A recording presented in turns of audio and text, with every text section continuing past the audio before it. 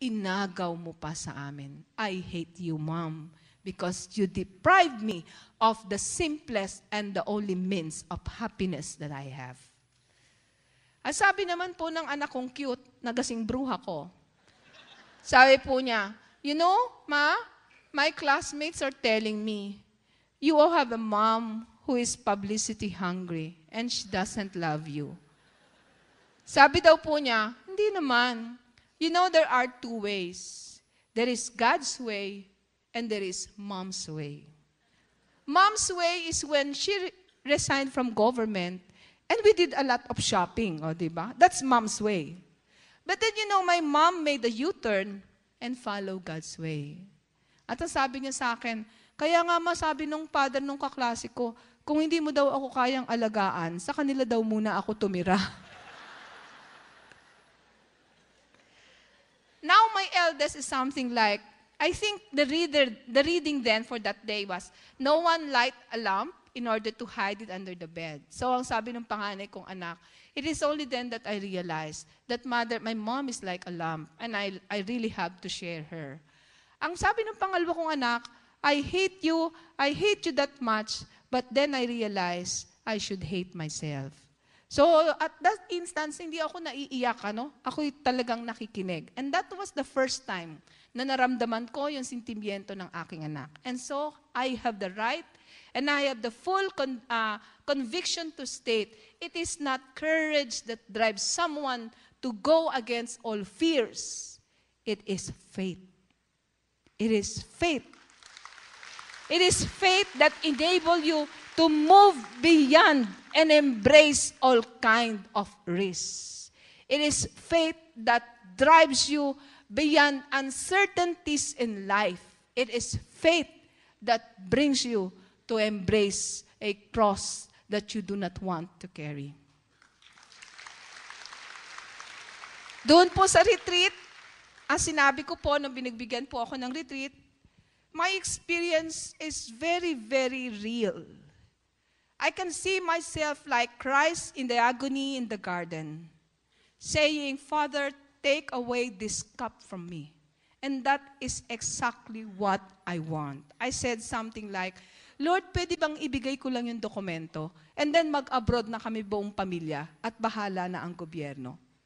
There and then I realized that the real temptation of Christ is the fact that He wanted to run away from a fight. And so do I. Kasi ang sabi ko sa sarili ko, Panginoon, bakit ko naman po babalikan ang buhay na ito? Kung pagdating sa dulo, ay naandun ang krus na papasanin ko. But I tried to reflect and I found out. But there is a God who is so loving. There is a God who is sinless. There is a God who is so kind. And yet, He willingly took up His cross and stretched out His hands. How then can I say no?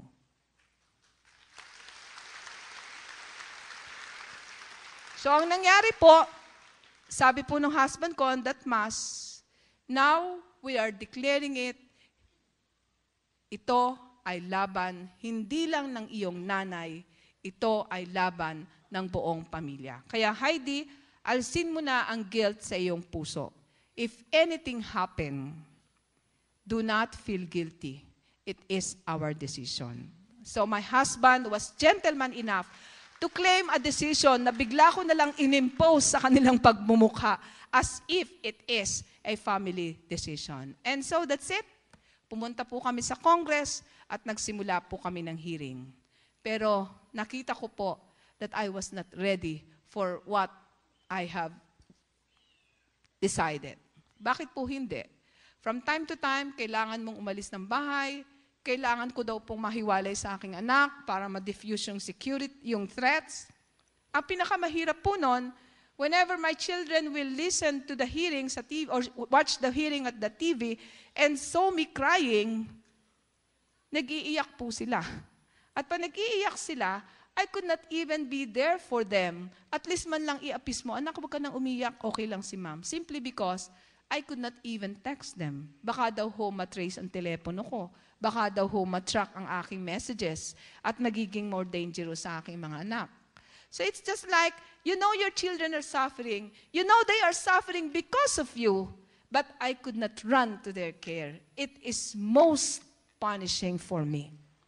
In the middle of the night, in the middle of darkness, I cried and I asked myself, Lord, bakit kung sino ang nagsasabi ng totoo ay siyang nagtatago sa dilim?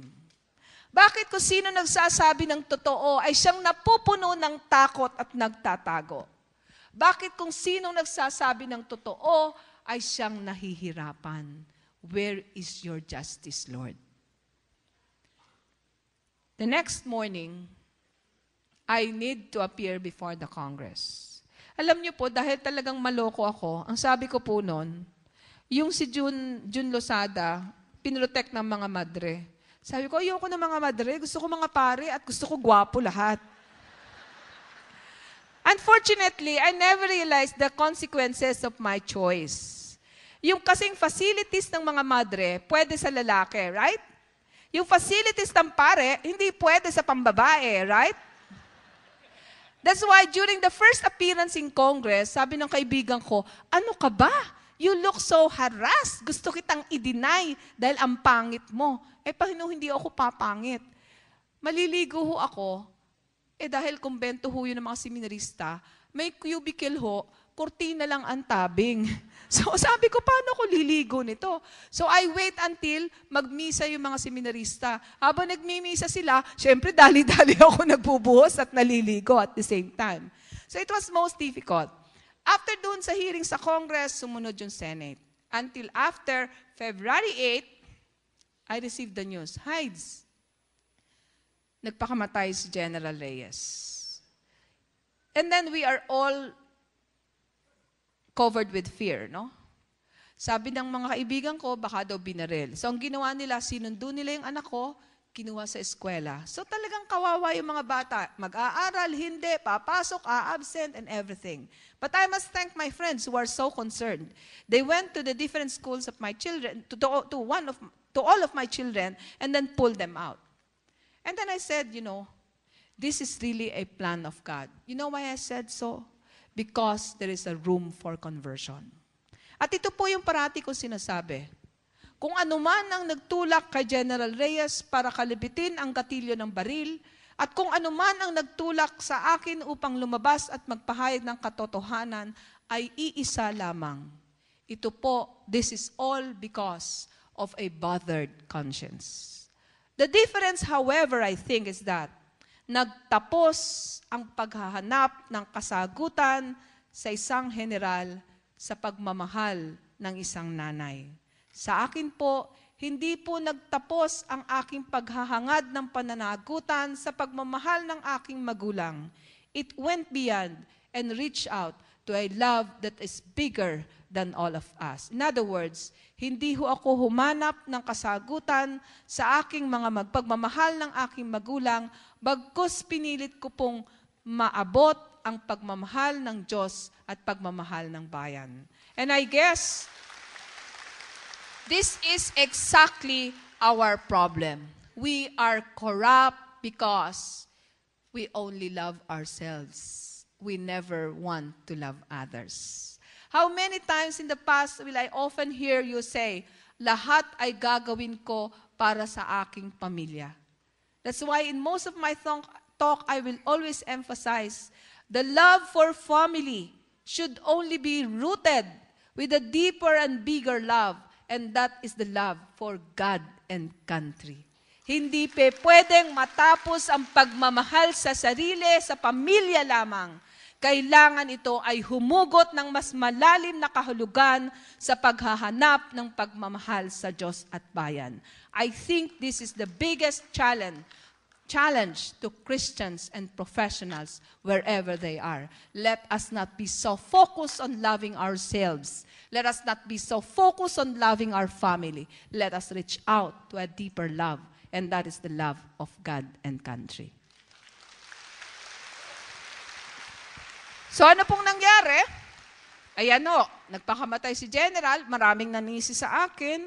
Kung hindi daw dahil sa akin, hindi daw magpapakamatay. Ang sabi ko po doon, kami nga, tago ng tago. We kept on hiding. in order to proclaim the truth. Is it not so fair that he kept on he killed his life in order to hide the truth? Di ba parang nakakasama ng loob yun? Halos maghirap kami na pilitin at tumago ng tumago para mabuhay at makapagsabi ng katotohanan, samantalang may isang piniling mamatay upang itago ang katotohanan. I think these are the basic choices in life. Do you want to live by proclaiming your truth? Or do you want to die by keeping it unknown to everyone? So I guess it is always there, no? When we say, Christ is the way, the truth, and the life. I said, it's so easy. Nung bata ako, alam ko yan. Oh, undisputed yan. Talagang Panginoon ang katotohanan, ang daan, at ang buhay. But then I realized, it is very difficult to live it. It is very difficult to follow it. And I asked myself, Lord, why is it so difficult to follow your way? Then I realized, because His is a divine way, and I am human. So in every day of our life, the challenge is how do we follow that way? And how do we give up ourselves in order to follow Christ if we indeed wanted to proclaim His truth? Ang mahirap nga lang po nun, even if we say that we know that Christ is the way, the truth, and the life, and we wanted to follow His way in order to have life, we are not that willing to follow it wholeheartedly and give up everything that comes our way. Most of the time, we are tempted to take some rest, di ba? Kung nagdadrive ka nga at long driving, gusto mong mag-park muna para magpahinga. I think ganun din po sa Christian life. Pag medyo mainit, Lord, pahinga muna, bigyan mo muna ako ng break. Kaya nga yung iba, di ba? Kahit sa preaching, sasabihin nila, pwede bang magbakasyon muna? Kasi nakakapagod, di ba? We always want to seek our rest. So what happened? Hearing sa Congress, hearing sa Senate, and then people wanted to treat you as a hero, di ba? Oh, Heide Mendoza is my bayani, etc., etc. And I think this is also a double-edged sword. They're looking up at you as a bayani, but then just like what the Pharisees did to Christ when He entered the Jerusalem, di ba? He proclaimed Him as a king, and then afterwards, they say, crucify Him. And so I said, teka muna, natatakot ako. After proclaiming me as a hero, ano ang susunod na ihahatol ninyo sa akin? And true enough, I've been receiving mails here and then. At one point, I received 4,400 mails in my inbox from Filipinos all over the world.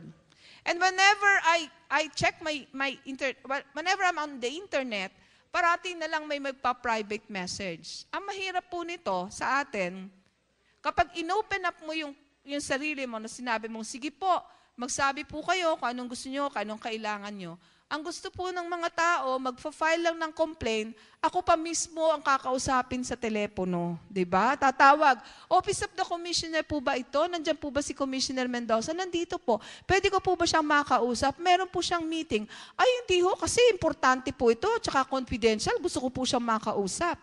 Pag hinarap ko po yung telepono, mahaba pang istorya, alam mo po ako, nagpunta po ako sa ganito, at ganito po ang natuklasan ko.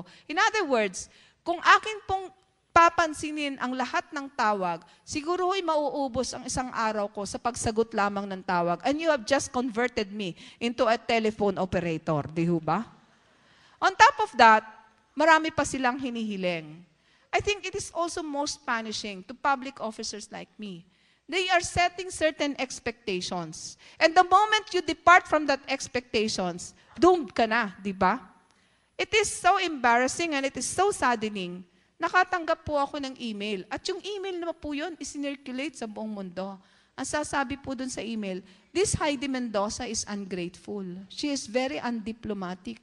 That she even did not thank us after we have endorsed her to be the commissioner. Sabi ko lang po, may personal hello, hindi ko hiningi yan. Gusto ko magtaray, hindi ho. But on the real score of things, ang gusto ko lang pong sabihin, I think the best way to thank you is an honest and dedicated service.